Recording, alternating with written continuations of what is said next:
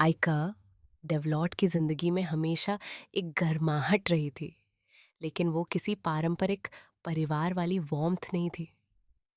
उसकी दुनिया प्यार और दूरी के बीच एक नाजुक बैलेंस पर टिकी थी। वो वाफोर्ड की सबसे मजबूत औरत अपनी माँ सीरिया डेवलट के साय में पली बड़ी थी। वाफोर्ड का राज्य, जहाँ प्राचीन योद्धाओं और शाही खून की कहानियाँ हर गली में फुसफुसाती थीं, एक ऐसा स्थान था जो दौलत के साथ साथ कई राज भी छुपाए बैठा था। सीरिया, जो राज्य की प्रधानमंत्री थी, हमेशा अपने कर्तव्यों में व्यस्त रहती थीं। कई बार घंटों, कभी कभी कई दिनों तक घर से दूर। लेकिन जब भी वो लौटती, उनका आना पूरे कमरे को रोशनी से भर देता था। उनकी हंसी ऐसी गूंजती थी जैसे कोई मधुर मेलोडी जो हर दुख को चुप करा दे। कभी कभी बहुत ही कम मौक़ों पर सीरिया अपने छोटे भाई कैसल डेगरे का जिक्र करती थी। वो आदमी जिसे आयका कभी नहीं मिली थी। तुम्हारे मामा शेर जैसे हैं, उसकी माँ कहा करती थी। बाहर से सख्त, लेकिन दिल सोने का है। सीरिया जब भी उनके बारे में बोलती, उनके शब्दों से एक ऐसी तस्वीर बनती जिसे देखकर आयका उनसे मिलने का इंतजार नहीं कर पाती थी।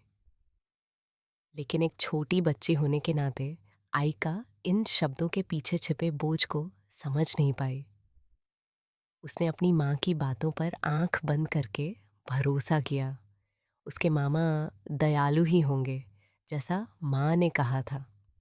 पर जिंदगी अक्सर वही चीज़ छीन लेती है जिसे हम सबसे ज़्यादा चाहते हैं। लकड़ी कड़कड़े काके का तो कके सटकने थे का कितना तेजा आते आवाज़ था ने सबसे पहले आयका को उसकी बिना सपनों वाली नींद से जगा दिया।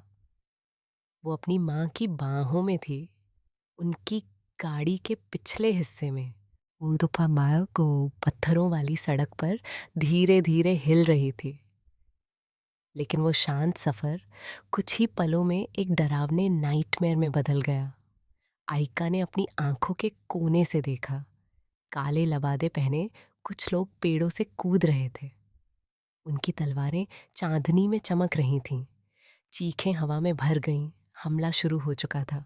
उसकी माँ का चेहरा, जो हमेशा शांत रहता था, अब डर से विकृत हो गया था। सीरिया ने उसे कसकर पकड़ लिया।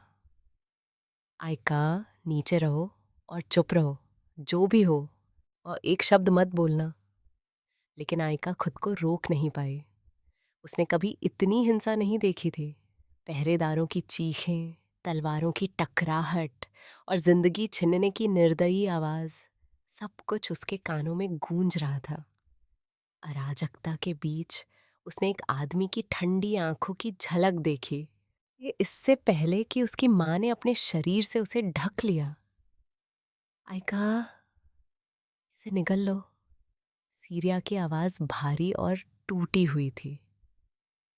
उन्होंने उसके हाथों में कुछ दबाया, एक ताबीज। मुझसे वादा करो, तुम उनकी रक्षा करोगी, अपनी जान देकर भी। दुनिया धुंधली पड़ने लगी। एक तीखी चीख गूंजी। उसकी माँ की आवाज़ धीरे धीरे खो गई। कांपते हाथों से आयका ने उन्हें छूना चाहा, लेकिन उसके हाथों में सिर्फ उनका खून से भीगा हुआ वस्त्र आया। आखिरी शब्द जो सीरिया ने फुसफुसाए, तुम्हारी आंखें आयका, वही तुम्हें राह दिखाएंगी। दिन बीतते गए। आयका को अजीब और बेहद साफ सपने आने लगे। वो अपनी माँ को देखती जो उसे पुकार रही थी, उन लोगों की रक्षा करने के लिए जिन्हें वो प्यार करती है। ये सपने अजीब थे। कई बार ऐसे पलों की झलक दिखाते जिन्हें आयका समझ ही नहीं पाती। जैसे जैसे दृश्य और साफ होते गए, उसे समझ आया, ये सिर्फ सपने नहीं है, ये भविष्य की झलक है। उसकी नई शक्ति एक भारी बोझ बन गई।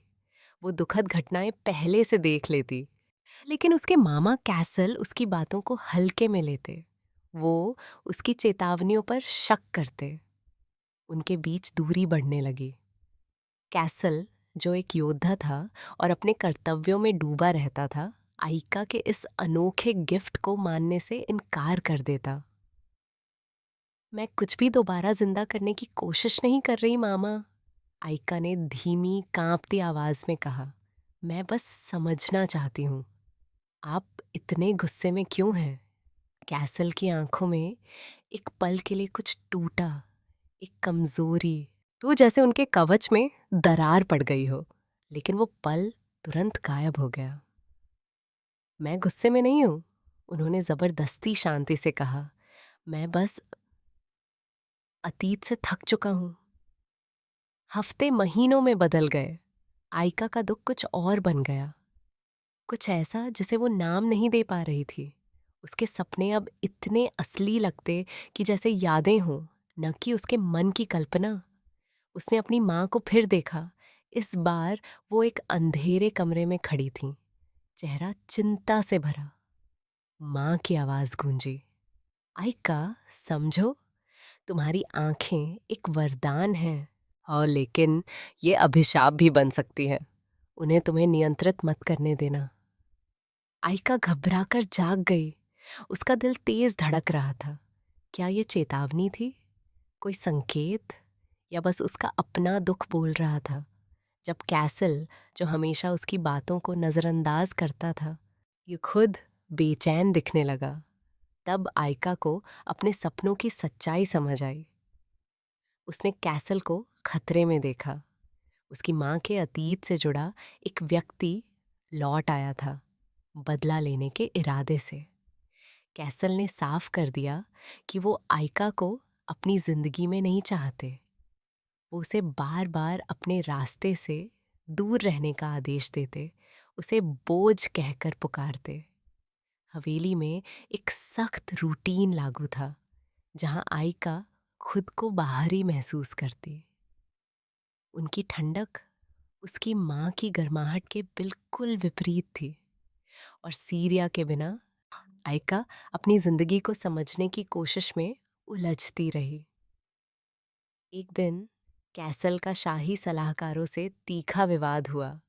डेवलॉट परिवार के दुश्मन फिर से उभर आए थे। वो कैसल को अपने इरादों के लिए खतरा मानते थे। आइका के सपनों ने फिर उसे आने वाले खतरे की झलक दी। अगर कैसल ने जल्दी कदम नहीं उठाया तो उसका अंत निश्चित था। एक दुर्लभ शांत पल में आइका और कैसल एक दूर के गांव गए, जानकारी इकट्ठा करने। वहां के लोग, जो वॉफोर्ड की राजनीतिक हलचल से वाकिफ थे, कि राज्य के दुश्मनों के बीच एक डार्क अलायंस की अफवाहें बता रहे थे। उनका लक्ष्य सिर्फ एक था, डेवलॉट परिवार का पतन। उस रात अपनी शक्तियों के बोझ से थकी आइका ने फिर सपना देखा। इस बार उसकी माँ ने उसे डराकर नहीं, बल्कि प्यार से पुकारा। उन्होंने उसे उसकी अपनी ताकत याद दिलाई। माँ का प्यार आइका को वो साहस देता है जिसकी उसे ज़रूरत थी। अब उसे समझ आया, वो सिर्फ अपने परिवार की विरासत ही नहीं, वो बल्कि अपना फ्यूचर भी अपने साथ ले चल रही है। लेकिन कैसल का दुश्मन उसकी सोच से कहीं ज़्यादा खतरनाक था। आइका की चेतावनियां अनसुनी रह गईं। जब उसने बीच में दखल देने की कोशिश की तो उसके ही किसी करीबी ने उसे धोखा दिया। हवेली में हर कोई वफादार नहीं था। राज्य की राजनीति उसकी कल्पना से कहीं ज्यादा उलझी हुई थी। कुछ वफादार सेवकों की मदद से आइका ने कैसल को बचाने की योजना बनाई। राज्य अशांति में डूबा था। दुश्मन करीब आ रहे थे। समय कम था। कैसल, जो घायल और कैद हो चुका था, अब पहले से ज्यादा आइका पर भरोसा करने लगा। दोनों महल से भाग निकले, लेकिन उनकी यात्रा खतरों से भरी थी। भागते हुए उनका रिश्ता परखा गया।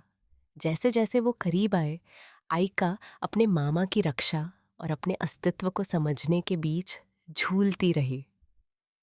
कैसल, जो हमेशा रक्षक बना रहा, अब पहली बार आयका को सिर्फ अपनी खोई हुई बहन की बेटी नहीं, बल्कि अपने परिवार के रूप में देखने लगा। जैसे जैसे आयका की भविष्य देखने की शक्ति बढ़ती गई, वैसे वैसे उसके परिवार पर खतरा भी गहराता गया। राज्य, जो एक सम्राट के अधीन एकजुट था, अंदर ही अंदर एक टिकिंग टाइम बॉम्ब बन चुका था। महल की दीवारों तक सीमित राजनीतिक खेल अब सड़कों पर फैल चुके थे। कैसल जानता था कि दुश्मन पास आ रहे हैं, लेकिन वो उस तूफान के लिए तैयार नहीं था जो आने वाला था। एक शाम आयका ने फिर सपना देखा, एक ऐसा सपना जो सब कुछ बदल देने वाला था। उसने अपने मामा को देखा, उनकी तलवार उठी हुई थी।